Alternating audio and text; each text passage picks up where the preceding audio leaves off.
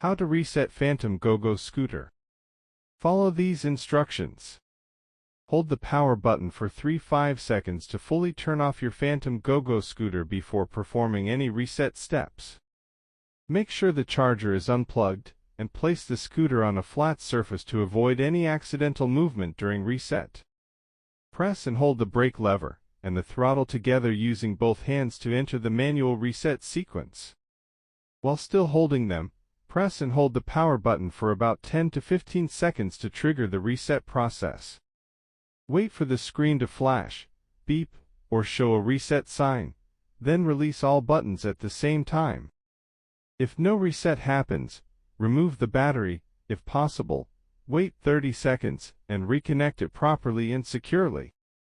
Turn the scooter back on, test throttle and brake, and check if any error codes or startup issues are now resolved. Thank you for watching.